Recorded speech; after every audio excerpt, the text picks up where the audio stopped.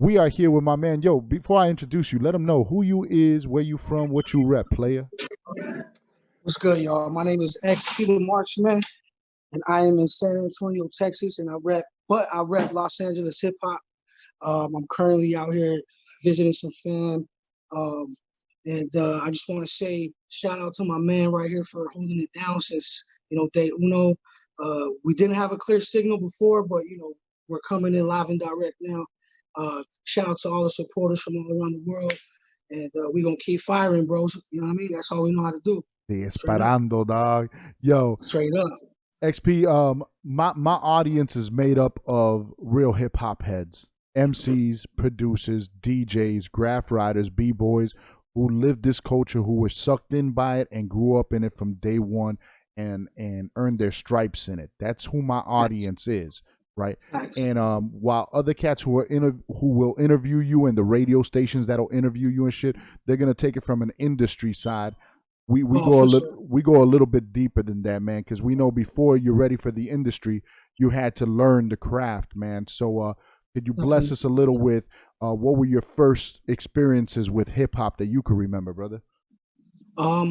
Man, since early on, man, I feel hip hop was always a part of me, bro, because I was always around it, and all the shit I heard that was in the raps, I was like living that shit. You know what I mean? Like, I come from the poverty, I come from the gangbang shit, I come from all that shit, bro. Like, that you would consider to mold you into an artist in hip hop. Like, I got real shit to talk about, bro. You know what I mean? Word. It's there's no fabrication and shit. And even if I didn't live it and I'm not going through it, I know somebody who did, and I know somebody who is. You know what I mean? So it's like it's real street shit. And I think hearing hip hop early on, coming from the West Coast, we had our Snoop, we had our Pac, we had our Dr. Dre, but I think I gravitated towards the East Coast essence of hip hop, I would say, you know what I mean? Because the gangbang shit and all the shit that Snoop and all these fools were like rapping about is like I'm living that shit, bro. Like, I want to hear some shit that I don't see, you know what I Some mean? Like, escapism. yeah, you know what I mean? And then like seeing like the East Coast shit, like with the fashion, you know, the just like like I say on Sincere Leader, bro, like, I'm a Wu baby. So Wu-Tang really captivated me growing up because I was already a fan of hip hop. But I guess once I heard Wu-Tang, I guess I really, I distinguished, how would you say, like underground from like mainstream. But Word. there really wasn't that, back then, bro. Like, there wasn't all these other subgenres that we have now, like trap and fucking emo trap or whatever the fuck you want to call it. But there wasn't all emo that, bro. trap. I haven't heard emo trap yet. What Oh is man, that? you haven't heard that sad boy shit? Come on, G. No, man. I got too much dope shit to keep Yeah, I feel searching you, for, dog. dog. Sad boy, hell no, dog. That shit would never go on my search bar. Yo, uh, Facts. Nah, but hey, what was it like but in your community and your middle um, school and high school life growing up with in the hip hop scene there, man? That well, see, it was ill because I grew up in a time where hip hop was just hip hop, bro. Like, they didn't have all these other, like I said, like subgenre. They just had hip hop. Like, I was able to walk to warehouse music, you know, and blockbuster music, which ain't even around no more, like shit like that, bro. And like go in there and get music, which you could get a Biggie album, you could get a Mace album, you could get a fucking a Tupac album, you could get a Snoop album, and like play that shit from point A to Z. yes, And that was hip hop. That was rap. You know what I mean? Like, it wasn't anything other than that. And I think a lot of the tracks that were on the radio that time that influenced the streets and everything like that, um, a lot of those albums had tracks on them that weren't on the radio that were better than the songs on the radio. yes. You know what I mean? So you would have to walk to the music store, get the physical copy, purchase that shit. And if you weren't 21, you would have to have your aunt or your mom, whoever, they would have to buy it for you. They didn't have Napster. They didn't have the fucking internet. They didn't have none of that shit, bro. Like, I started hip hop recording on a karaoke machine. And then from a karaoke machine, we developed how to record over instrumentals that were on Napster and pull those bitches off and like record on those. And then we did mixtapes. And then from that shit, we knew fools, maybe one or two people that really made beats that, you know, had the drum machine and were making beats. And then you're just like, wow, that's how they do that shit. And then you get a really like a beat that was, you know, made from scratch. It was an instrumental. Like, yeah, bro, like we slanged records out of the trunk, bro, like at the Vons, you know what I mean? When you saying we, who? Me and my group, who we the talking Rhyme Addicts. Rhyme Addicts. Tell us a little bit about Rhyme Addicts, brother. The Rhyme Addicts, it's myself, XP the Marxman, and you got my man I Suppose, and then you got my man Ill Word, and then you got my other man, Figment, who was pretty much the RZA of the shit. You know what I mean? He went to engineering school and he was able to get an internship with Doggy Style Records at that time. Wow. And he worked for them for like, I think he worked for them for almost, I want to say like 6 years or something, dog. You know what I mean? And really, really held it down and shit, and was like able to do some shit within them. And now he's like A&Ring for shit. But long story short, all of us have branched out, you know, had a solo run, all have, you know, solo releases and everything like that. And I think that right there, having a group when I first entered the game, I think it was the competition between us, you know what I mean, that had us doing better than the average MC out there. Because, I mean, you know, my clique is straight full of beasts. So it's like when we would get together to write a song, it was almost like that, bro. You know what I mean? Like, it was almost like a battle, but it wasn't a battle. It was like, yo, like, you know what I mean? It's like, man. As an MC, you go in there like, you sharpen me, shit, and as any MC, you're there like, I don't want to get burnt on this freaking track. And if you in a group, right, you already know, you've already listened to enough groups that you're there like, I don't want to be the least talked about verse on that group. Facts. I want to have the illest freaking intro line. I want to have the bar that stands out, and that's what makes a song. You want to have the I bomb atomic. Yes, shit. man. You want to have that feature. You want to be Pharaoh and not Prince Poe. Yeah. You want it's and that group dynamic builds MCs and makes them big. And of course, I come from a group too, man. And one thing that I always see is whenever somebody interviews an artist, they go into what the artist is doing now, this and that, and it's like their past is non-existent. You started existing when we started paying attention to you. That's not true.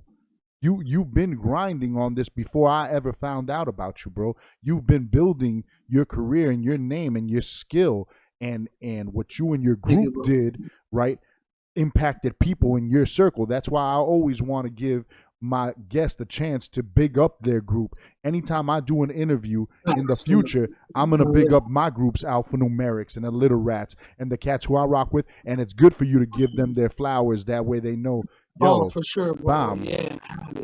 And that way we as fans of you get to know. It was one of the dopest things for me was picking up the Nomads album and seeing the track that you did with Rhyme Addicts and with Ice Rock's crew. Right, that you guys did the track together. Yeah. That shit was fire, and it gave me a taste of everybody's flavor. And I was there like, who are these cats? I want to know these cats.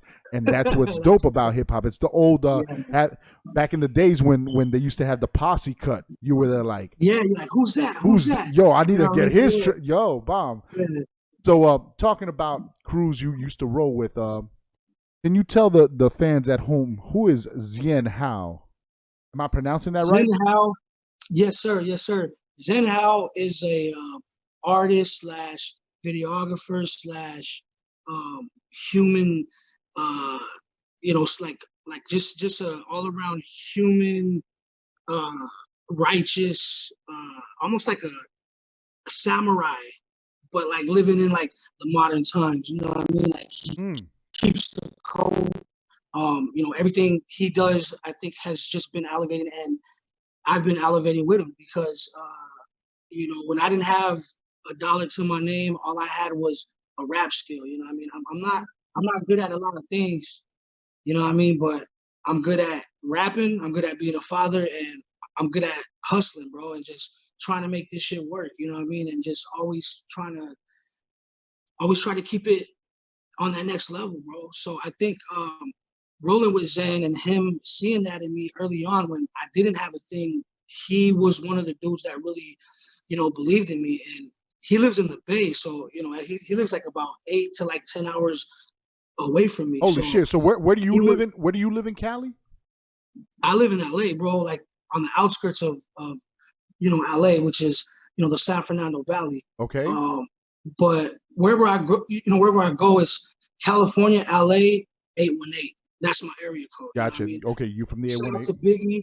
Shout out to Biggie because he threw that shit and I'm going back to Cali. Remember that All shit? right. 818, Yeah. 213. Yeah, he shouts out the exactly, bro. So it's like, you know, it's something that he believed in me and he was able to really just put his how would I say, he was able to put his skill and his acquirements through life, I would say, you know, like when he gets, you know, a drone for his shit, we're using that for our, you know, our new shit. So it's like, you know what I mean? I think he's a dude that I would say, you know, believed in me from day one when, you know, at times I didn't believe in myself. I Mm. would say that he just kept hitting me with shit, bro. You know what I mean? Like, hey, we really got to keep working, bro, because even though we think this is the one, they may not think this is the one. So let's So just keep let's keep working. on the next one. Bang Yeah, bang. yeah, Those are and gems, man. straight up, bro. Like, yeah, and you know that's my bro now, bro. You know what I mean? Like Well, he's family and I shit, bro. remember when you dropped the video that you did with them. Damn, right now I can't remember the song. I played it like 4 weeks ago. It was you just on the block, man, with a hoodie on. It was a Oh, in Oakland, yes, man. Oakland, right? What was the track? That the fucking track was so banging that you shared it on your IG just like a little clip, and it almost blew my speakers on the freaking yo. And I'm there like, yo, where's this track? And you're like, check out my man Zen House freaking page. And I went over there and I started seeing all the different things he does, and he does a lot Yeah, of videography he work, does, man. he does a lot of videography work, man, Yes, man. and I mean, you know it's that's just one of his things, you know, that he really, you know, shines in and shit, bro. But we actually, me and him, we have a whole project too, bro. That we're getting ready to, you know, release, and we have honestly, we got a kung fu flick, bro. Like we went to the Philippines, bro, and we had a full on fucking everything, bro. We had the cast, we had that was everything, just bro. recently, no? That was like I want to say like at least 2.5 years ago, 3 Okay, years ago. okay, But we've no, been no, no. working I'm on that thinking shit about for a something while, different. bro. Yeah. You know, but yeah, G, we're just working, man. You know, So and Zen's just you know a piece of the puzzle to what you know we're really trying to do with this shit, bro. So You let me know, ask you, when you would record these videos with him, so you're saying he's 8 miles away in the Bay, in hmm Oakland. You would travel out there to build with him and record these videos. bro. I'm traveling out there, or he travels to me. But usually That's eight we get hours, together, man. bro. Yeah, hey, bro, it's crazy. But when I visit him and shit, like I'm there for like at least a week or like you know 4 to 6 like days or whatever. And in that time frame, bro, we'll shoot like 3 to 4 So videos, you're and putting in they work. don't gotta be no. Yeah, yeah. Oh, bro, that's all we do is work, bro. Like that's you know, and just this recent time, bro, like we shot out to Massachusetts, and Hmm. you know, we just shot that "Who Shot Ghost" video with So oh shit, so you shot that Criminality. with Zen? Yeah, yes, Oh, sir. fire, brother. Yes, sir. Hold on. Then my other question, my backup question to the Zen How question is, who is Dun's son? Freaking is That's the team, is fool. that That's the Zen's squad, team? dog. Yeah, Yo, dude. That's Dun's son it's like comes out on many of your videos, man. bro. Freaking tell us about That's Dun's it. son media, dog. Well, honestly, man, that's us. Like we are Team Dunson. Like me, him. There's a few other cats that he's you know personally endowed into Team Dunson. Like that's his shit, you know. But that's exactly what it is. Like we're Team fucking Dunson. Like that's it. Like we get it done. We handle it musically, you know, like, you know, visually, spiritually, physically, lyrical, lyrically, like all that shit. I You love know, that. Yo, not to all interrupt that. you, all my audience out there, all our YouTube audience, you could go ahead and press pause real quick and go to Team Done Son, right? On YouTube. Yeah, yeah, on That is the YouTube. channel, right? And I think it's one word. It's TEAMDONESON. Done, DONESON. Team Done Son. All their videos on there. Everything is fucking banging, man. See, bro, and that's like you know, that's some shit that we have that, you know, we've been building on, which is, you know, because all those videos are sponsored by, you know, Team Dunson. So we have that page, and it's not the XP the Marksman page. It's not, you know, none of that. It's like it's its own entity almost, you know, and that's what we're building. That's why I want to drive traffic over there, man, because I know I was looking for that one video on the XP the Marksman, and then I go to the Team Dunson page, and you got mad shit on there, dog. Yeah, mad other shit, yo. And I mean mad old shit where it's fucking and that's something I'm gonna touch in a little bit into the interview, brother. But dog, your style is, you call yourself the Salamander King, dog. You are a chameleon, dog. Your style, you shed styles like reptile skin, dog. Freaking quoting Pharaoh, dog. Honestly, I appreciate that, bro. Yo, you freaking bro. But before we go into that, because I got all these questions lined up and stuff. Who is Fredo to you, brother? Fredo, freaking don't flop, man. Grind time, freaking king of the dot legend, battle freaking monster. Can you get me away from me? I'm sorry. Yeah, please. Well, Fredo, that's the homie that I met through Zen. Like that fool's like Zen. He's done videos for Fredo. He's from the Bay, you know, and you know, he's been doing the battle rap shit. I've been, you know, knowing of him for, I want to say, years before I even met him because of Zen. And like I seen him on the battles, and I would see him, you know what I mean? So I was like, man, like this is your man, like yeah, it's my homie, like so.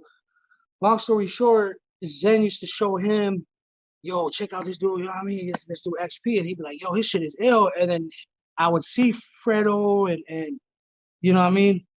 And everything like that. And I would just trip out, bro, because I would see him there, and then once I, you know, I met him, it was like, I've always, you know, I've known him for like 20 years or some shit. You know, it was just crazy. Like fam. You know? He smokes woods, I smoke woods all day, so it was like we just hit it off, bro. It was like smoking woods, we're making. So we actually have him on the project me and Zen have. So we just played the video right now, dog.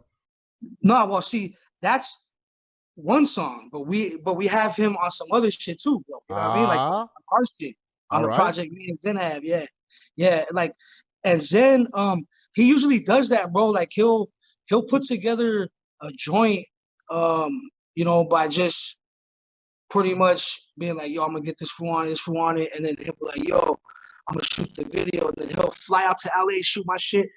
He'll be in the Bay, he'll shoot Fredo shit, he'll shoot his shit, and then you know whatever, and then next thing you know, there's a fucking, you know, there's a video to this shit. I'm like, it's crazy. Yo, bro. Hold on. So that video of you walking through the forest and shit, all y'all ain't in the same freaking. That was y'all weren't in the same freaking place and shit. Get out of here! I swear, bro. I'm here like, yo, XP got the dope shot out in the freaking forest and shit, because Fredo just got like the freaking the housing complex lake shot. That was in the park and shit. Yeah. Straight up, I'm here like that looks like my backyard by the lake. Straight up with the ducks and shit.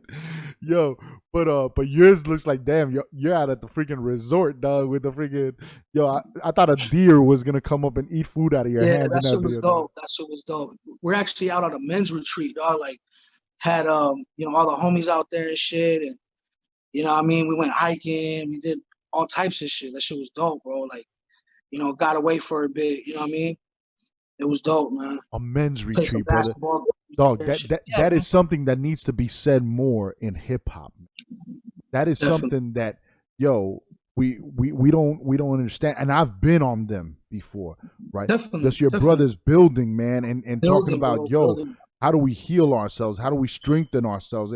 And this whole thought of being hard on the street, can't trust nobody. Look your back, freaking your best friend. That's the one who's gonna stab you in the back quickest. It's like, Yeah. nah, man. There's ways of building ourselves as men where we make good decisions to not have best friends that stab us in the back, dog.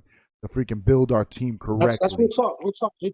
Bomb. No, and that's only fed off of what you were saying. The fact that you dropped that there, I'm here like fire, dog. That's better than freaking half the lines I've heard from you today. I'm freaking listening to all your music, dog. That's and the fact that you're on that is freaking dope. So you filmed that video out there on the men's retreat. So Zane went out. I mean, your man Z went out there with you to that men's retreat.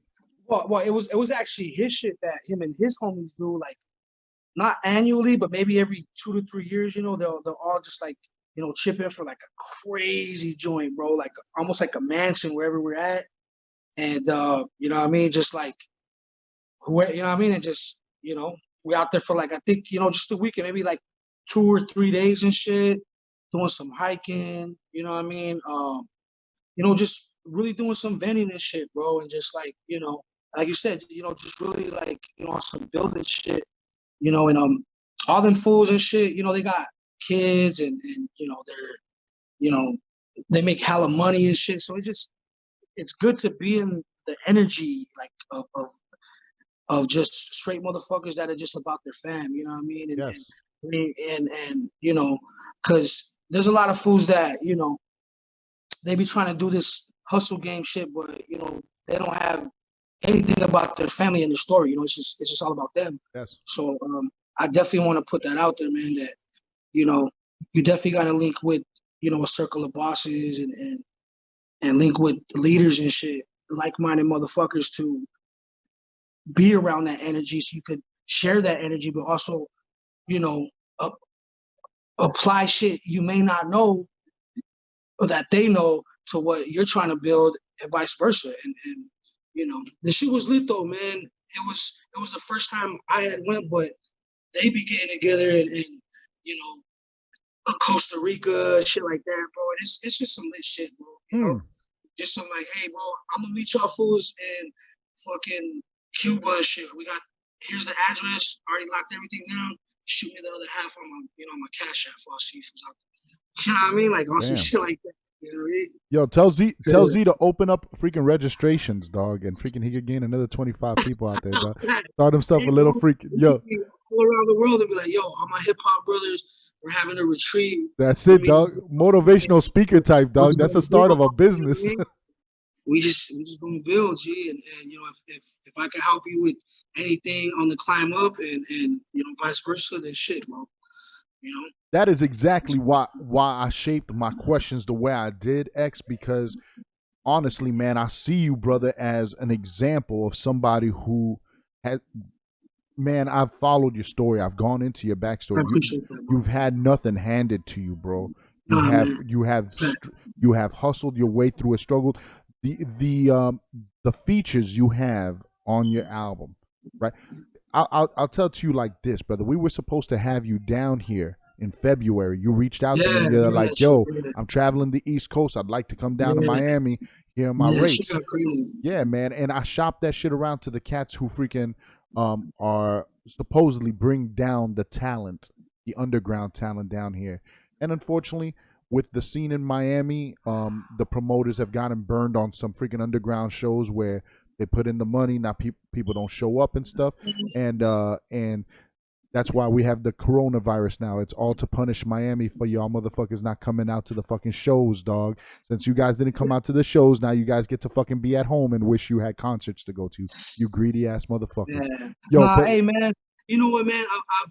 I've went through this hip hop shit, man, through you know, through the thick and thin. So when shit like that, you know, doesn't happen, I just know that there's a better opportunity, you know, like for me in the future. Or also too, it's just a reminder to me that I need to work harder. You know what I mean? And nothing against anybody, you know, like nobody has to book anything for me. You know, they could be like, who the fuck is this guy? But shout out to everybody who tapped in on that tour, because it was gonna be the Nomads tour, bro. Yes. But honestly, man, like I just have to keep working, bro, because you know, we try to fill dates in, and I had a few artists that I was gonna take with me, and a couple cats that, you know, tapped in certain cities that wanted to open up, and they were tuned into what I was trying to do, and it just wasn't the time, man. You know what I mean? And obviously, it would have been lovely to do that because it was right before all this crazy shit that we're going through. No performances, none of that shit. So it's been crazy for a lot of people because I've seen a lot of you artists open up OnlyFans, man, and like that shit's fucked up, dude. Mm-hmm. I know, dude. It's hard out there, dude. Like OnlyFans is cool. Like I'm gonna open one up too, but like maybe later, dude. Like I'm not trying to show any tit. I can't show no tit, dude. That's horrible. Can't show no tit. I'm sorry, man. That's fucked up, man. When you got to go the route to freaking showing some ass to freaking get paid, dog. Yo. But what I was gonna say is when I was trying to shop you around and stuff, and asking these cats, they're like, who? So from them saying that, dog, the caliber of cats that you have on your albums, I know you invest in your craft, man. The caliber of work that you have on your videos, you invest in your craft, right? To go out on tour on the East Coast, right? You were going out there, not flying around, dog. You were driving freaking down, bam, hitting city to city. You're investing in it. So you are somebody who I see this dude has built himself from the ground up, and that's somebody who I would love to show to my audience, cats who are trying to build their careers, cats who are hungry out there, and to get some gems from you and some jewels from you. So with that said, I wanted to go into let's start talking a little bit about your touring, man, because a lot of the albums that I heard from you came out of you going out there in the road. What first broke you out of your, I guess, circle or local bubble in LA, and how did you get out of there and start branching out, man? Right there, I would say it was the mixtape circuit. Right after me and my group, we dropped our debut album. We thought we were gonna pop. You know what I mean? We had Crooked Eye on the shit. We had I forgot Stylistic Jones from the Liquid Crew. We just had some, we just put a lot of heart into it, and we were just early on.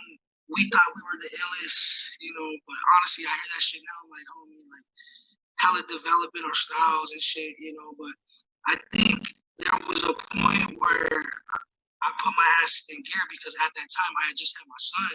And this is like it's about 8 years ago, bro. 8 years ago. That's over 8 years ago. I'm sorry, about like 12 years ago or some shit like that. My son's about to be 12. I'm tripping. But yeah, anyways, when that had happened, I told myself, I'm like, look, I can either go all in or I could just do this shit on the weekends, which I saw a lot of cats doing, and I kind of seen what that work ethic kind of led you, you know what I mean? Like that weekend warrior shit only leads you talking about the shit you used to do. Yeah. You know what I mean? I opened up for, da da da. You know what I mean? It's like, it's cool, but like, what else? Like, what else happened? After that, like, I did a show with da da da, which was like another year and a half after. Like, you kind of just like with this hip hop shit. One thing I noticed, man, is you gotta be relentless, bro. You gotta be able to create when you want to create, and if you could create that in the comfort of your own home, that's gonna be the best place that you're gonna be able to get that work ethic that can compete with the best of them. You know what I mean? Once I found that, I was able to fucking, I got the home studio, fools could fly me beats, I could record my shit, boom, send the files, and we got a joint. Like, oh shit, all right. And like once, I got the home studio because I've always had that work ethic where if I went in the studio, I wrote like 3 to 4 joints. I go in and I record them all out, in one session because I knew I wasn't going to be in the studio for another week or two. You know what I mean? So having that work ethic, I think that works too, but you can't compete. Like, you know what I mean? If you're trying to compete, and I'm not even saying compete with everybody. I'm saying compete with yourself, G, because like I said, being able to make a ripple, being able to make a splash within this hip hop shit, you gotta be able to have some type of routine shit where you lock yourself down to write, record, and get a project done. That shit's hard, bro. It's like creating a baby. You know what I mean? Like real shit. You know, like the process of it is, just that. If you want to see it through, you gotta invest in this shit. You gotta see it all the way through. You gotta do, it doesn't end when you just write, record, and get it mixed and mastered. That's when the work really begins. That's where it comes in. People, that's where you gotta have people like yourself, like people that been tuned in. Yo, G, you know what I mean? I need you to push this. Yeah, and then even then, it's like, if people genuinely like, fuck with you, they're gonna be tuned in to like, yo, XP drops some news. Oh shit, let me check that out. And if you stick to standards and quality and shit like that, then you're only gonna acquire. You know what I mean? It's just like a Gucci shit, like, you know what I mean? Like it's like that shit is hella pricey, but they make regular shit, but they've grown their company to the point where when you hear that name and when you walk into that store, you're gonna pay that for what you're gonna get. Because you're gonna get the same shit you're probably gonna get from some other shit, but just because it has the name, the quality sticks to it, and that's it, bro. You know what I mean? That's just it. Like, you're not gonna ask them for no discount. You're like, hey, Gucci, like, if I get, nah, you're gonna pay what the fuck they're saying. That shit. It's like, word. Once you establish that,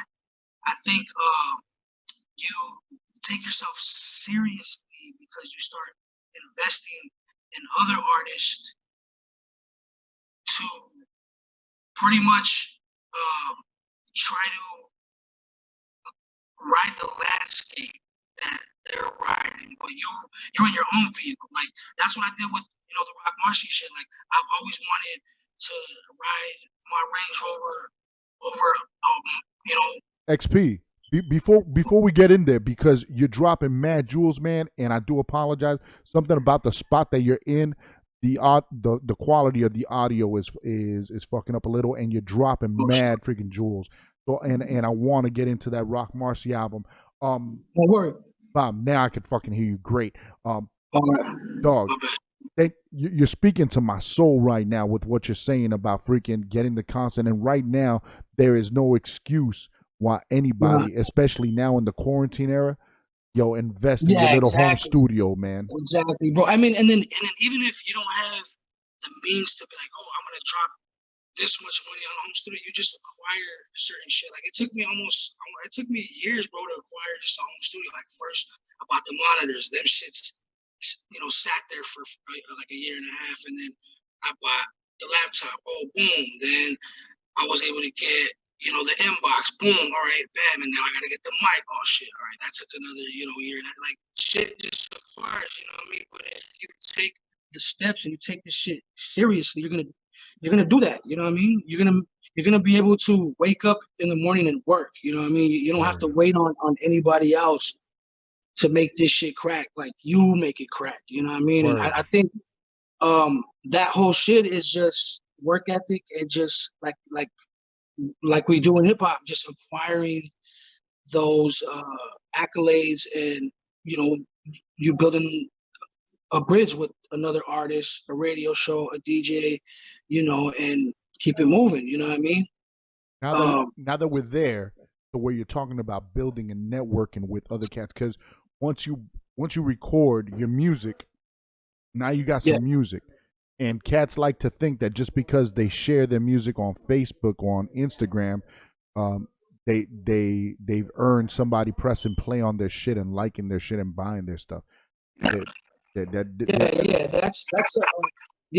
like, it's a whole nother game now. Like I said, like I come from opening up the trunk, slinging a burnt CD in a plastic with a Sharpie on it for like $3, bro. Yes. Like, whatever we had, like, we would just make it pop. I mean, it wasn't the illest shit, but it gave us the hustle, the hustle of it. Like, so meeting people one-on-one and selling it to them and freaking. Yeah, bro. Honestly, I can say I was just on the like, honestly, when I started to rap, there wasn't MySpace, there wasn't YouTube, there wasn't Facebook, there wasn't IG, there wasn't none of this shit, bro.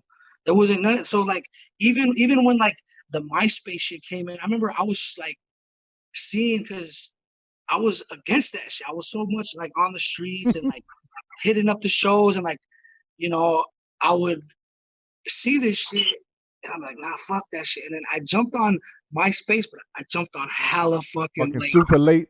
Super late. And like I invested like all this shit, like even a little bit of bread, you know, so somebody could like hook up my page and make like, that shit look super fucking pimped out and shit. I got this shit. And then guess what? Everybody migrated to Facebook.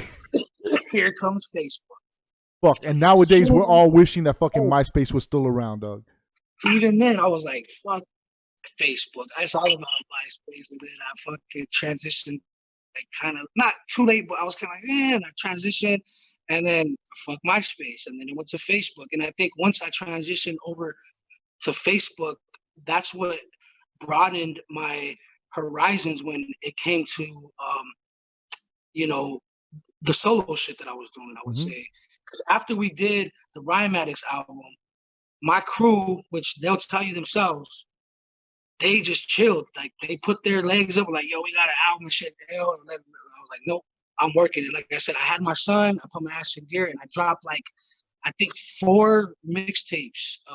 And it was during the mixtape era, which was like, you know, Dat Piff, yes, Dat Crack, and all that shit. And during that time, we had met a Big Twin from infamous Mobb Deep. He actually met us at a dive bar, bro, in Glendale, California. Like I remember chilling outside, smoking a cigarette, and like I saw Twin walk into the show. I was like, is this fucking Twin? I kind of tripped out. I was like, wow, what the fuck would he be doing here? And I just tripped out.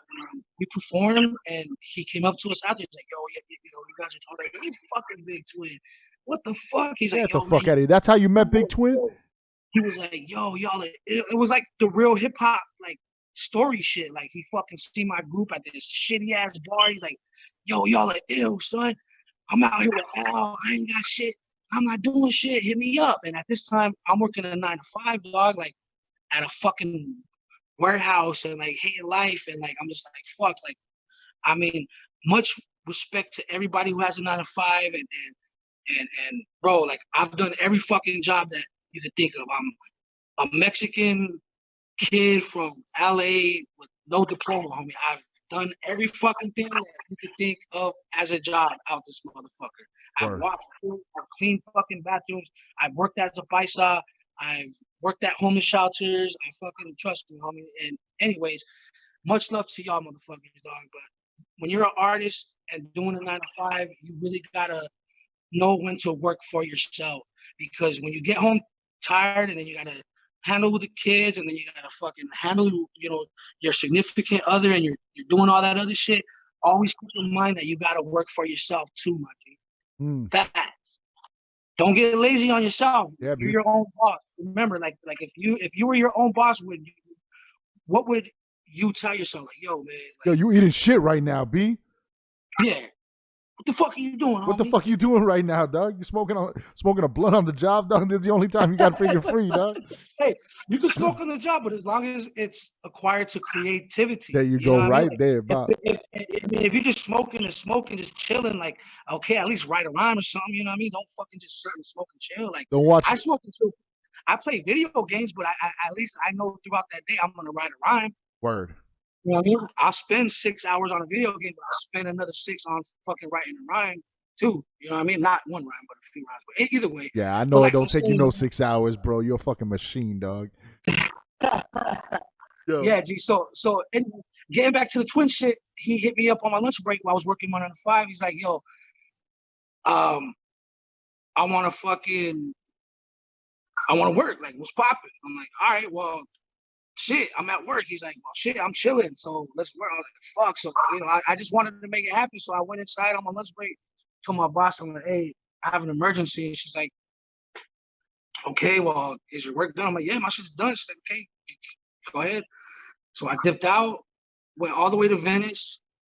Well, actually, I didn't have a car. So, you know, my brother swooped me from work. We went to Al's house, swooped Twin, drove all the way back to the valley, did a crazy fucking session and dropped him all the way back at Al's, and then it was one of those like crazy moments in hip hop that I could go back, and if I never took that chance and like shot that shot, I wouldn't be here right now. You know what I mean? I would probably still be at that motherfucking 9 to 5 working that shit. Wow. Wow. So How many connects came from that, man? How because I was where my question was gonna go was with your touring, and I thought that that's how you might have met all these cats and shit. But it was from taking a chance on that, telling your boss, "Yo, I gotta go right now, dog." And freaking bomb. yeah, bro, I have an emergency, and sure enough, it was an emergency because it opened the doors to my true life, which is being an artist and shit, bro. Um, like I said, man, it was a thing where like I always knew I was gonna be a rapper, bro. But when you tell people that shit in this day and age, they just laugh in your face, And like, homie, I'm about to be 34 years old next year, and like I'm just catching my wind. You know what I mean? Yes. Like, bro, I thought I was gonna pop like when I was like 22, homie, like 10 years ago. You know what I mean, or whatever, 20 years ago. You know what I mean? It's just crazy, man. You never know how long it'll take. You just gotta keep firing, bro. You know what I mean? And that's just it, man. And I took that shot, and I was able to tour the world 3 times, and I think within that time though, I was able to create the mixtapes, get them on that Piff and all these crazy ass mixtape sites, and I caught the ear of pretty much a tour manager out of Switzerland. You know what I mean? And I he was heard gonna my go into shit, that.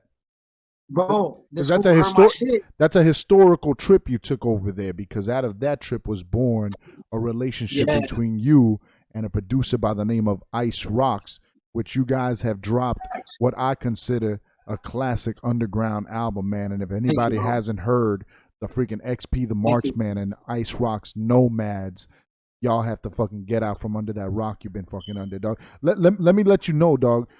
What my man is talking about is pure hustle, and if you haven't heard the name XP the Marksman yet, it's not because he's not doing it. It's because y'all freaking not looking for good hip hop, man, and y'all freaking That's gotta, what's up. yeah, man, y'all I gotta mean, freaking do your homework, man. Let us know about how you linked up with Ice Rocks, man. yeah. So like I said, I was able to catch the eye of a tour manager out there. That's the homie Yannick.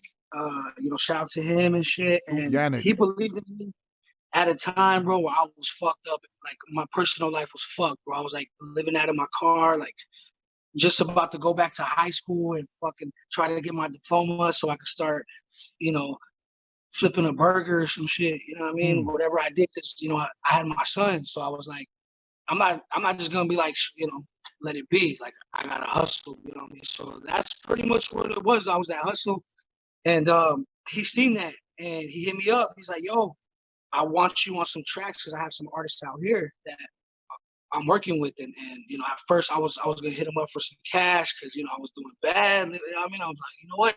It's an opportunity for me to get my shit heard wherever the fuck he's at. I didn't even Mm. know he was from Switzerland. I just knew he wasn't from here, and he wanted my music. I was like, this rock. So I was able to do a couple joints with him and his artists, and he released a few mixtapes and stuff. And he was touring with Shabazz the Disciple, Mm. and King Magnetic was out there. He knows him. He was with Curtis Blow. Like he books tours for artists in Europe. You know what I mean? So All right. I seen he did that, and I didn't bug him and shit. Like I kind of knew he did that shit, and I was kind of like, all right, cool. Like if he wants to bring me out there, he will. But I gotta work because nobody knows who the fuck I am. Like Curtis Blow, he could go out there and get house shows. Shabazz and all the artists that he was currently working with at that time could easily just travel overseas and get hella people, to make him some bread. But this was like an opportunity for him to really, uh, you know, Blow your pretty music much, up out there. yeah, like give me a platform for Europe. And like, bro, I went out there all fucking by myself. Twin was supposed to go, but some shit happened to his passport and shit at that time. I guess he had like just moved to LA, and some shit happened to like the passport shit, and he was supposed to go. He didn't go. all by myself. I packed all my merch, all that shit, bro. I traveled out there all by myself, met random motherfuckers that I never knew in my life that could have just slit my throat and threw me off the side of the road. And like, all right, fuck it, you know, this fool's My man's like, I hope this doesn't turn into a hostel, dog. Straight up. Facts. But yo, everybody I met through the hip hop shit has been a blessing, man. And you know, like I said, I was able to meet Ice Rocks while out there on that tour, and I met him in Amsterdam. It was me, his group, and another group called the Shoguns out of Amsterdam. They're pretty ill, man. You know what I mean? And we all just fucking, you know, we went out there, killed the shit, and I remember just hitting it off with Ice and shit, you know, from that initial encounter with him and shit. And once we got back to the States, he hit me up. He's like, yo, I'm going out to LA, and it's maybe like 2 years later. You know, it's not instantly once we got My bad. Your mic is sounding a little weird again. My bad, brother. Okay. You hear me now? No. Let's see if you move around a little. I'm so sorry. This is my freaking, I love this album, so I want to fucking get the story for this shit freaking down tight and shit. Well, for some reason the mic shifted or something, and I don't know, Bob. You hear me now? Yeah, you're getting a little bit better there. No, I can't hear you at all now. Yeah, the way you were before, I guess, was a little bit better. My bad. There you go. Oh, where you were standing. Now when you sit, oh, my bad, freaking XP, dog. Go. You good there. So, yeah, so he came out to LA. I got him some radio shows and a couple gigs and stuff, and we did one track. And then from that one track, he came back out maybe like a year later. We did another 2 tracks, and then another year and a half later, he either came back. I went to New York and I went to his house. We worked on the album. Maybe did about 4 joints there, and then he moved back to LA. We did another 2, and then there was just that one track that we needed to get, which was Rock Marcy shit. There's gonna be a part 2 though. Because that right there, that's a whole fucking movie in itself too. So, but anyway, we were able to complete this album in a series of I think like 6 years or something like that. Man. So it was 6 years of traveling back and forth. You traveling New York, him traveling to LA, and you recording these joints. What was that first joint that you guys recorded that you're like, yeah, we got something here? I think the first joint isn't even on the album. Stop lying, man. I swear, dog. I swear. That's fine. You got to give us the exclusive, dog. You got to give us the leak, dog. What birthed the Nomads, dog. It's actually out, bro. It's out, but we were gonna use it for the shit, but we just put it out as like a single and shit. But but the next 2 after that was the next one after that was Ain't Nobody Let Me Out. Yes. There was that one, and then I believe it was it was another one that we didn't use either. So yeah, but it was that particular one that the other one I got my cat back and forth. I got my back to the wall. Go get it. Get some flags on the wall. That was Scarface. Yeah, it was that one. All right. I forget the names, man. But little by little, man, we just chipped away, and then once we looked at what we had, we kind of just went for it, man. And dog, on that Nomads album, you have some fucking fantastic features, man. I'm crediting you actually as the person who introduced me to the homie Mad Hatton and the homie Supreme Cerebral, right? I had never heard him before, and now I search for Supreme Cerebral shit to play him every week on the show, dog. Mad Hatton shit is fucking fire. They're fantastic. And then you got the Big Twin freaking feature on there. Then you got the Huss Kingpin feature on there. And of course, you got the God, dog, the lo-fi God, Rock Marcy on there, man. How did you land that shit, man? How did freaking you work that shit out, brother? Man, bro, that's what I'm trying to say, man. that's a crazy one because it's almost on some shit that wasn't gonna happen because I left it up to Ice. You know what I mean? He knew Rock, and we were gonna go, through Ice because he's like, yo, I know Rock, but I also know, the manager of Rock and shit like that. So we were gonna go about it, like that. I was gonna leave it up to Ice, but Twin invited me to a Rock Marcy show in LA, and we went, and I met him. But this is crazy because one of Rock Marcy's first LA shows, I opened up for it, me and my group. Okay. We got footage of him and us, like crazy, bro. He's like hella young, bro. Like everything. He's just, this is maybe like almost 10 years ago, bro, that I opened up for him. Like the first time he came to LA. Me and my group, we sold the pre-sale tickets, everything, bro. Wow. But long story short, over there, backstage, he just killed the shit. Twin introduces me to him, and he was. Do me a favor, XP. Do me a favor. I don't mean to interrupt you, brother. Can you put us on? Are we on speaker by any chance, just to see if it works a little bit better? Because there's times that your headset works fucking perfect, and then there's times that you sound like. Hold on, I don't want to lose the video. yo, you hear me? Yeah, I can hear you, brother. We're here with XP the Marxman. I just can't see you now. The camera went down. There you are. You good? Yeah. All right. Yeah, we can hear you. So go. You were talking about opening up for Rock Marcy. You did the freaking pre-sale ticket thing. We know about that freaking hustle down here, man. Freaking somebody comes to town, you got to open up for them. You got to sell them tickets. And so what was it like meeting them when you did you get to talk to them when you rocked with them? Yeah. Like, we were backstage. I was able to chop it up with him, and he was going to be living in LA and shit, I guess, you know what I mean? And something like that, just making it a stop, for him. And we just, we basically built off that, bro. Like, and I tapped in with him. This was like after the holidays, like after like Christmas and all that shit, and I just hit him up, man, because I was able to get, the number because I know where to get the trees at, you know what I mean? So it was like, so I guess I was just like the weed man, bro. Like when, he met me. So when I went there, like I was just the herb man, like, wow. And like, man, we chopped it up, and then I knew I was gonna meet him because he invited me to, his spot and shit. And I went up there, but I went up there with, some bread on me. I'm like, yo, I'm about to, because I had that track already made, bro. I already had the track already laced with my verse, the hook. It just needed Rock on that shit.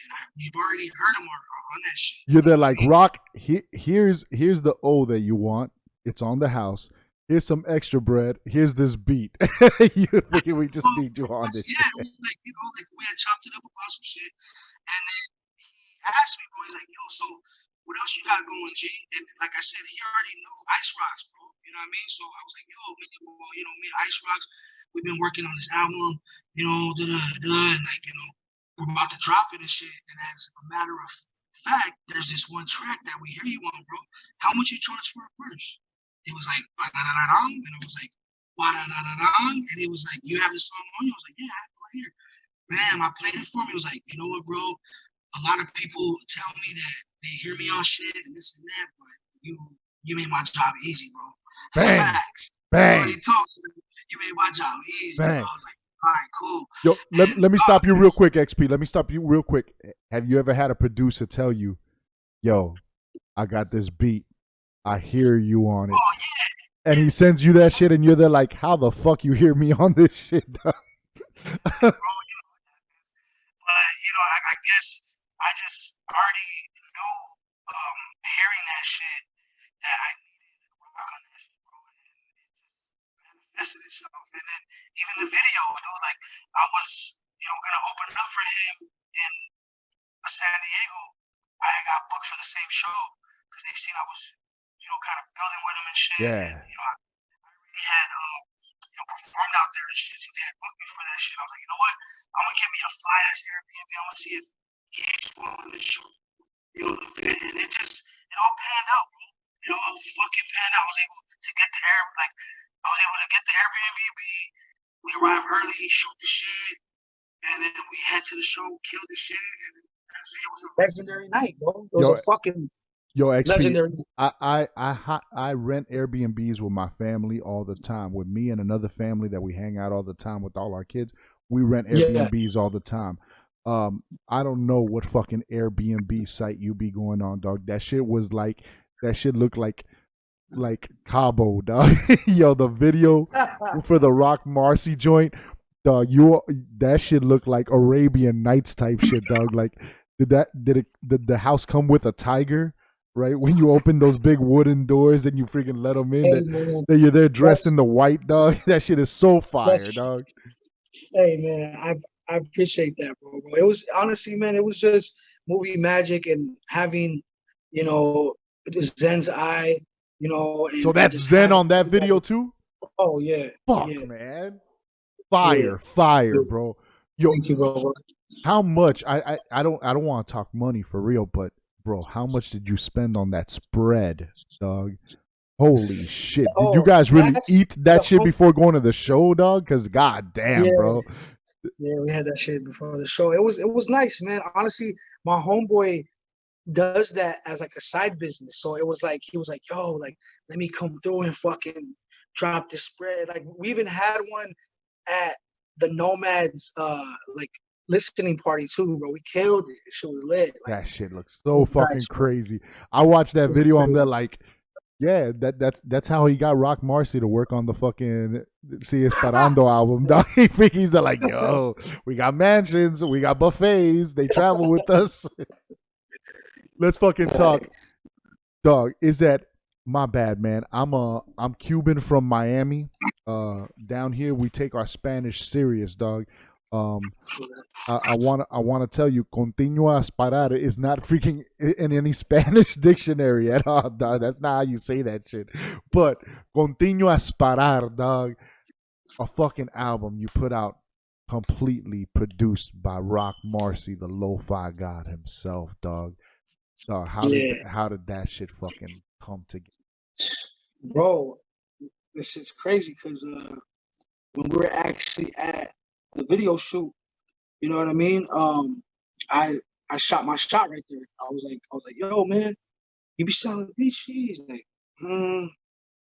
not really, but you know, I mean, I want to say not really, but you know, he doesn't. I don't know. I just shoot my shot, and like maybe once in a while, Rock ain't used to that shit. You know what I mean? Like you know, motherfuckers just hit, but like I come through and like I come through on some shit. You know what I mean? Like I come through with the bread and you know whatever he says, either yes or no, I'm willing to take that. Like I'm not afraid to shoot that shot, bro. Word. You know what I mean? And I think that's what led me into these opportunities, bro. Because I mean, if he says no, it's cool, and I guess that's what I was prepared to hear at that time. Like, nah, well, you know, I don't or whatever. But he's like, yeah, come through. So I fucking went through, bro, and once again, I broke, you know, bread with the God, and man, dude, I remember as soon as I received the first two beats, I went home and wrote I wrote the first track and I tracked it out and recorded it and everything, bro. That's how hype I was on shit. Bro. I was like, I got a fucking phone. I just had that energy.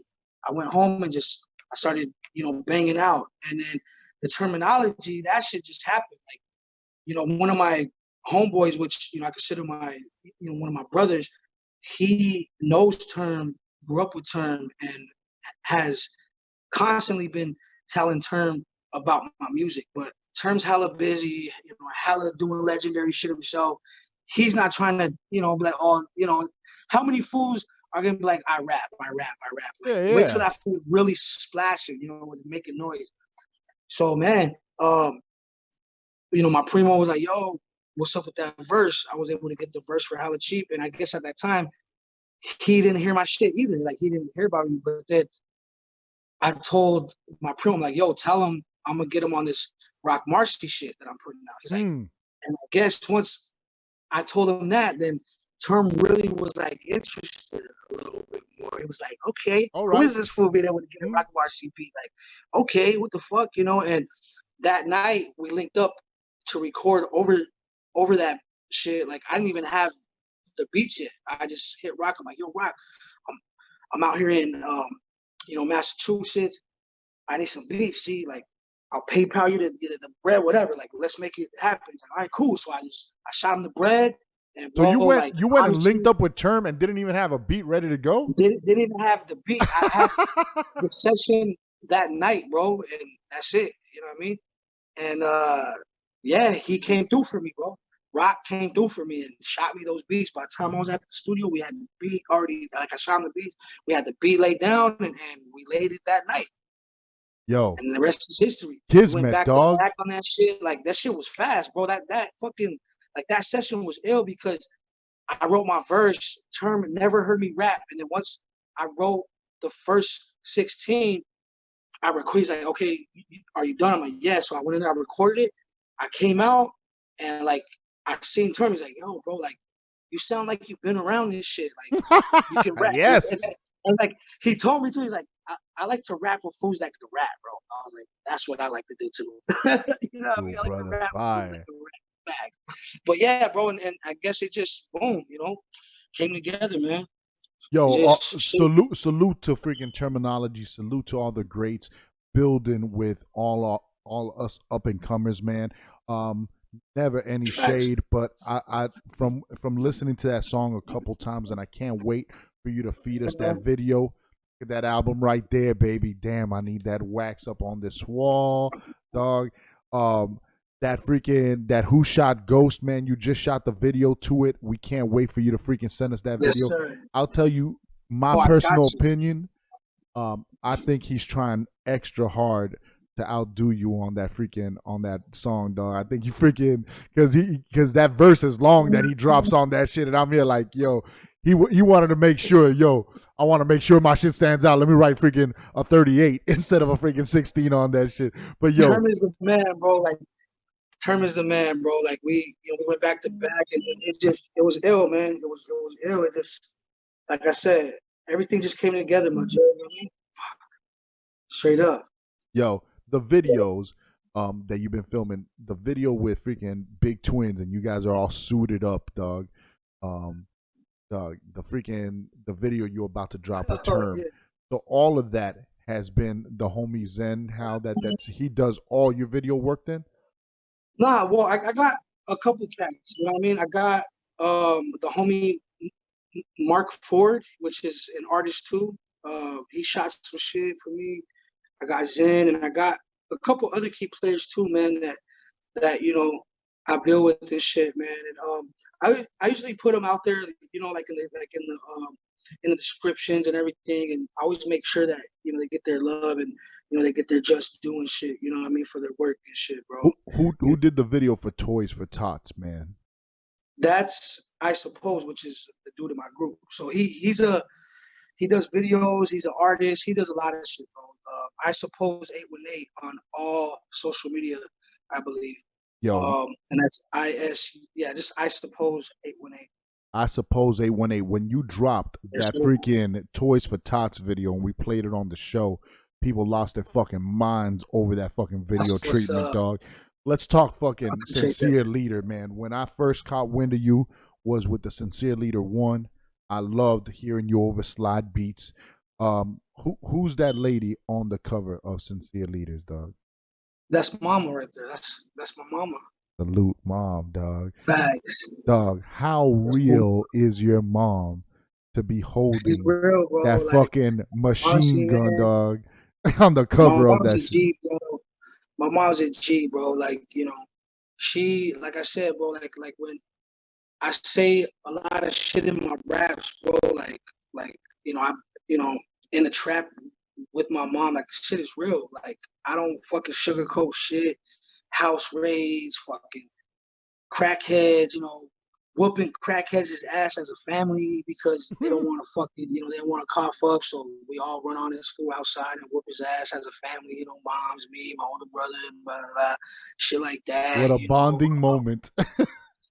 Yeah, it's crazy shit that when people hear like, damn, like that shit's crazy, like, you know what I mean? And that's just one of the stories, but it's like it's so crazy because a lot of the shit that these fools, be rapping about, trapping about, it's I'm third generation here, bro. So, all my family ain't nothing but gangbangers and fucking, killers and drugs and all that shit is just all in my blood, bro. So, so honestly, bro, it's like, it's hard to to really listen to shit sometimes. And everybody comes from the hood, but everybody has, a different story in the hood, and they played a different position in the hood. A lot of people didn't like that lifestyle. Like, I seen that shit firsthand. Like, I seen what drugs could do to you. I seen what the gang life can do to you. I seen what crime could do to you. So a lot of the times, bro, I just really maneuvered certain ways, and I dealt with certain individuals, and held certain individuals, at a distance, because I knew what even hanging around them could bring me. You know what I mean? So salute to the streets for putting me on that shit early on, because you know, I know and saw a lot of that shit firsthand. I never went out looking for it, and I knew a lot of people that went out looking for shit, and they ended up not liking what they received out of it. You know what I mean? Because the streets are the fucking streets, bro, and that's all you're gonna get out of the streets. So if you're gonna fucking play around, better remember that the streets are the streets. So no matter that shit'll what eat you up. hand you have, yeah, bro, no matter what kind of hand you have in the streets, like that shit can easily twist and turn. So always know who you're playing with and who you're fucking with, man, because success is just that.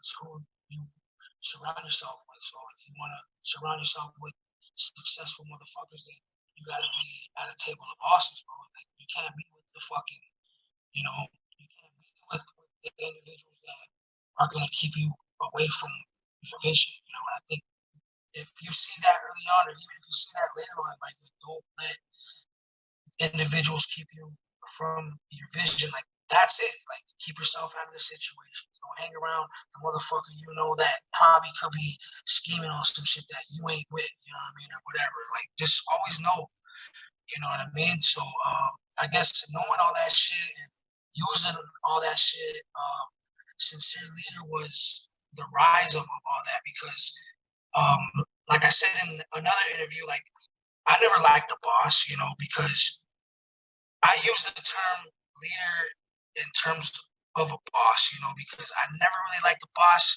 Fuck a boss, they're assholes and they're dickheads. But leaders, I always fuck with, because leaders always teach other motherfuckers how to be leaders. The boss won't teach you how to be a boss because he wants to be number one. He wants to be he wants to rule over you. He's got that superiority complex. But a sincere leader is someone who wants to lead his people sincerely. I feel that. From his heart, you know what I mean, and put the family on, whatever it may be, man. And I think that's the whole thing here, man. Is Sincere Leader is exposing and putting that on the pedestal of trying to lead others to teach them how to be leaders. You know what I mean? Did you learn those leadership qualities from seeing your mom and from your mom and from examples like that? Yeah, I feel certain experiences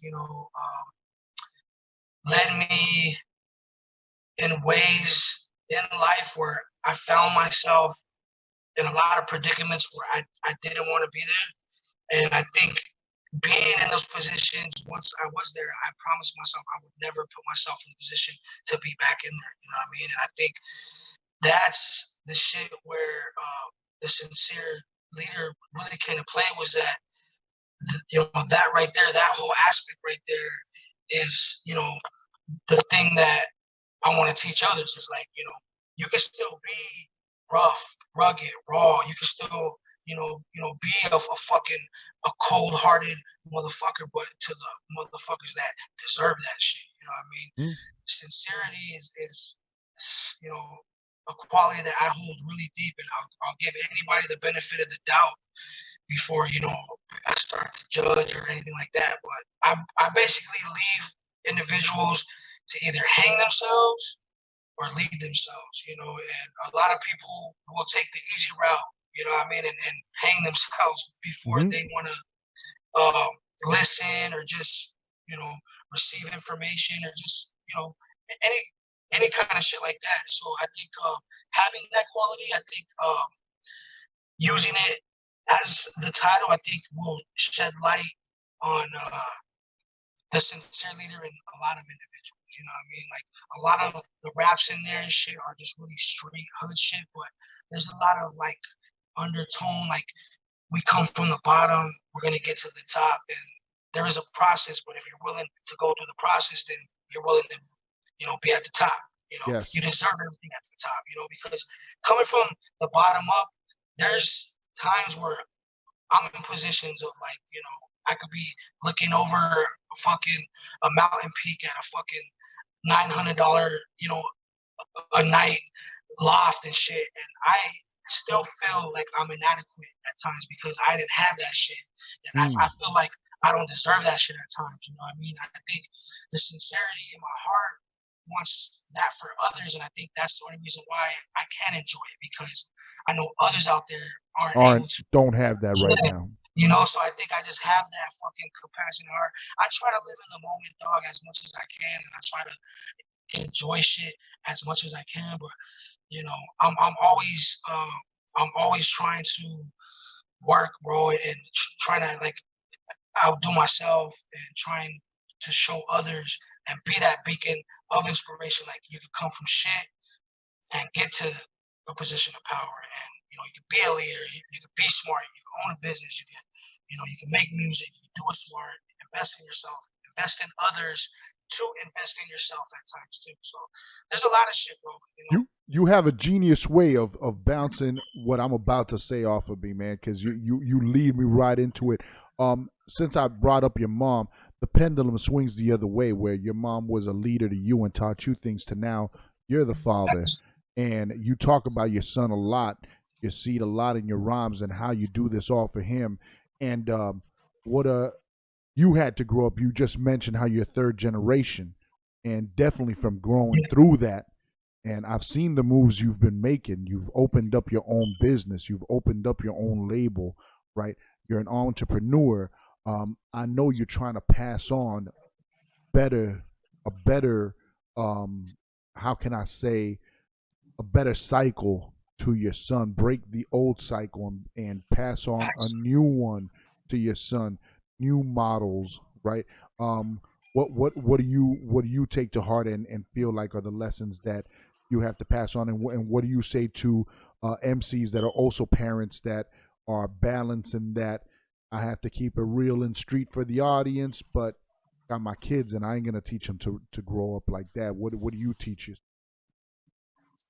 Well, man, I teach my boy to just. We're here with XP the Marksman, y'all. I want to thank y'all for rocking with us. It's a wonderful interview we're having. I got the all local barbecue coming up right next. Got a couple of questions for him. I think he went into the stairs. The reception is a little bit spotty, but he's going to be getting to a good spot right now. Thank y'all for rocking with WVCC Life Life Radio. You know we're here every Tuesday and Thursday, 9 to midnight on Twitch, WVCC Radio. You good there, XP? I can hear you now. Yo, I'm here. All right. So you were about to tell me about your relationship with your seed and what you. What's good, young XP? How you doing, brother? Good. Yeah, you're live on Twitch, man. I know you. I know you probably follow some gamers on Twitch. You live on Twitch right now. Man, live on Twitch, dude. I follow Tifu and Ninja. Yeah, there you go. Ninja's a beast. So, what kind of responsibility you feel you have on yourself when it comes to passing down that hustler mentality, but in the right way to your seed, brother? I just honestly, I could sit here and be like, yo, you know, I want you to do this, I want you to do that, or do it like me. But honestly, I show him, bro. Like I don't really preach it to him. I don't really say, hey, do it like this. I just say, look, whatever you want to do in life, you gotta work hard for it. You know what I mean? Like this shit don't get handed to you. You know what I mean? So he wants to be an actor or whatever.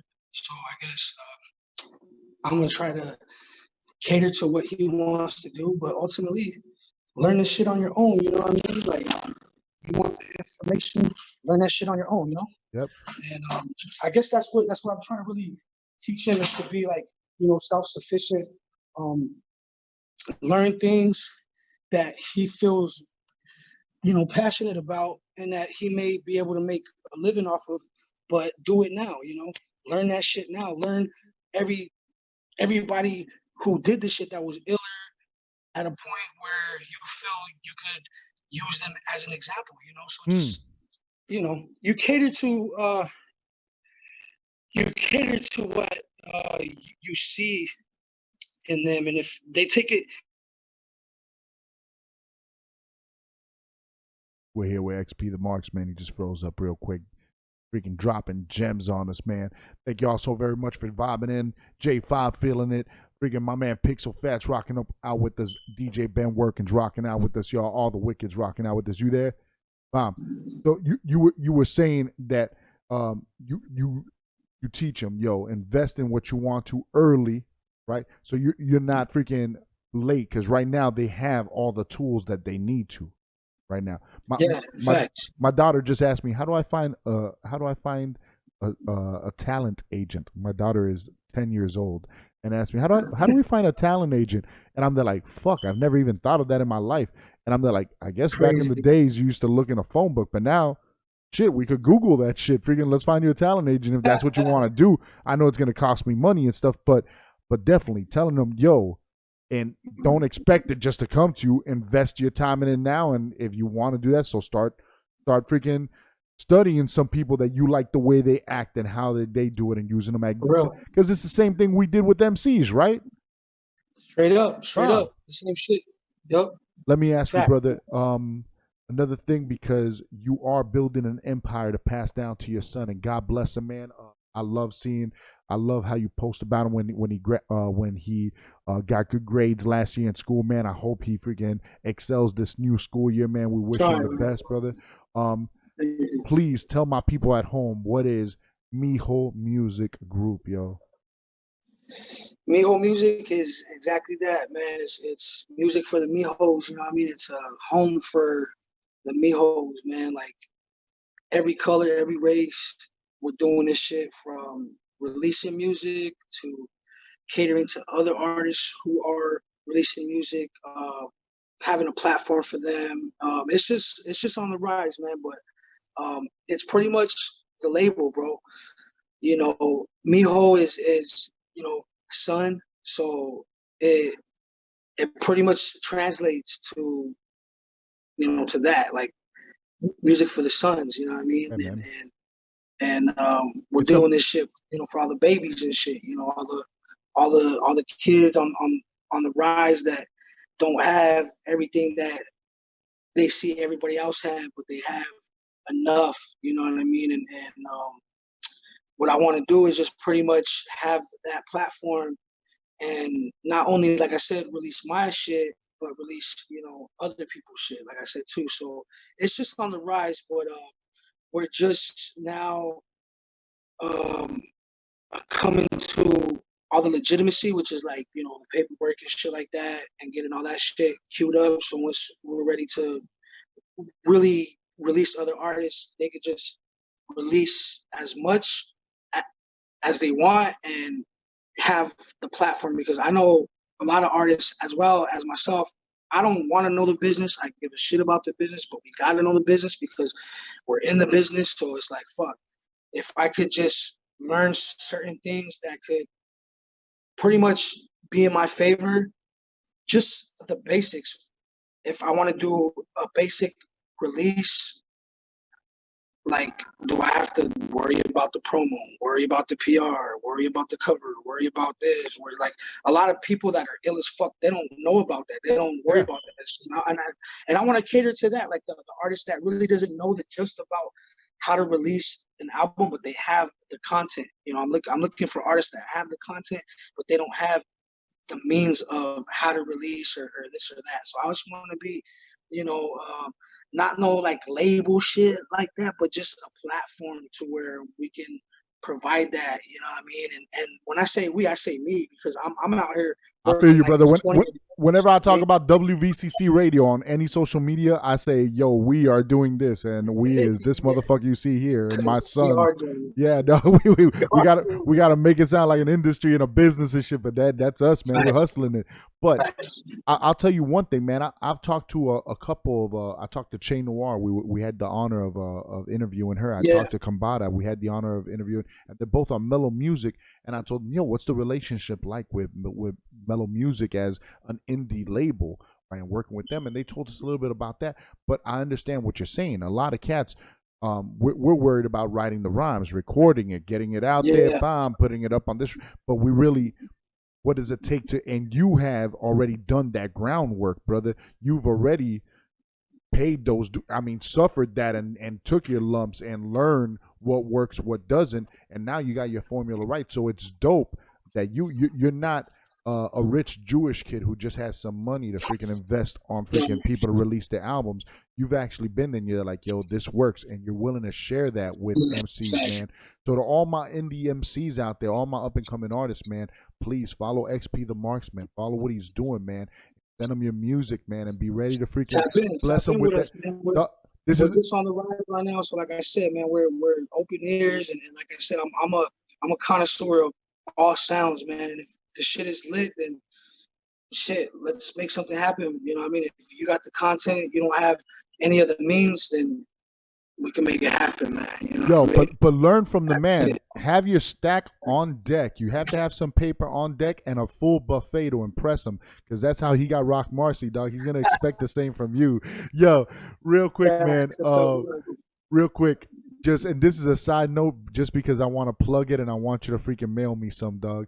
Who is the Salamander King, and what the fuck are ET fingers, brother? The Salamander King, he is I and I am him. Yes. Slim, tilted brim. Yeah, man. The Salamander is pretty much another entity of the conglomerate, and it pretty much helps sponsor events with pretty much trees, not anything on a financial level, but just like with herbs, you know what I mean? So we sponsor radio shows, we sponsor videos, we sponsor studios, we sponsor models, we sponsor DJs, we sponsor events, like just all types of shit. So that's the Salamander, and I am the Salamander King. So wherever I'm at, I bring nothing but the Salamander joy. Damn, yo, we need to get you. I need to freaking put the money down myself to bring the Salamander Key down, so he could bring me some personally freaking hand delivered ET fingers, dog. Yo, y'all gotta freaking look up on IG, just hashtag ET fingers. Follow my man XP the Marxman. You can find him just like that on IG, so you can see the Salamander joy that he brings wherever he goes. Yo, XP, before we let you go, man, What can we expect coming from you next, brother? You drop something fucking new every freaking month. What's on the freaking horizon, dog? Next on the list, which I'm pretty hyped about, because honestly, man, next year, like, I plan not to tend to go as hard, bro. Like, I don't want to go as hard, because I feel like I don't want to exhaust myself, and I just so I feel by the end of the year, you'll probably get about 3 more projects for me. Oh. One I'm gonna announce now, which will be the next one, which will be fully produced by DJ Rematic, the Beat Jones. So, wow, get the fuck out of here, bro. Ready with that one. You know what I mean? Keep it on the Yeah. only my viewers here at WVCC get that shit, and whoever listens in YouTube. Facts. But yeah, man. So just stay tuned, and then in between that, I'll have the videos, I'll have singles and features and all kinds of shit, bro. So just stay tapped in, man. That's all I can really say, because I'm gonna be on the playlist. I'm gonna be on all this shit. So, I'll be everywhere, man. All It's my press play. audience knows exactly what they have to do right now. You hit pause, you go to his YouTube, XP the Marksman, you subscribe. You go to his IG, XP the Marksman, you follow. Go ahead and follow him. On his freaking IG, you're gonna find his webpage. What's the webpage, brother? And that's at XPTHEMARXMAN, not how it's originally spelled. Yeah, not Marks with a RK. Who spells things the right way in hip hop? RK, we went with Right. X. With the X, Facts, MARXMAN, and MAN. and XP. What is your website? Because I know they could pick up all your music there, bro. Man, you could go to www.xpthemarksman.com and you'll get everything: videos, merchandise, everything that you need to know. Like even a biography there. There's a lot of cool shit on there. I'm trying to update it as much as I can and keep up with all this stuff. But yeah, you can definitely get a gist of what we're coming with from the website, and that's www.xpthemarksman.com. Stop being bum ass motherfuckers. Do not stream his music. Go to the website. Cop the Rock Marcy XP the Marksman wax, yo. Cop the freaking brand new Sincere Leader. Cop some merch from him. Every time he drops a project, he drops dope merch packages with the freaking CDs, the shirts, some stickers, and he throws some freaking ET fingers in there. I can't wait for the next one to freaking take advantage of it, brother. XP, thank you so much for rocking with us tonight, man. Do me a favor, before I let anybody go, you just have to freaking pay your dues here in the cypher and become part of the cypher. This is how we walk you in real quick. All you have to do is say who you are, what you rep, and let them know you rocking with WVCC Radio, Cypher Live. Can you do that? Yes, sir. Yo, this is XP the Marksman representing Los Angeles.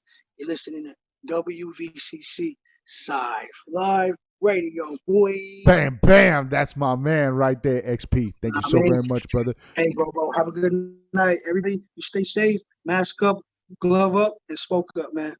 Peace. All right, we're going to be chatting, brother. Thank you so very much for everything, brother. Bomb. Peace. Peace.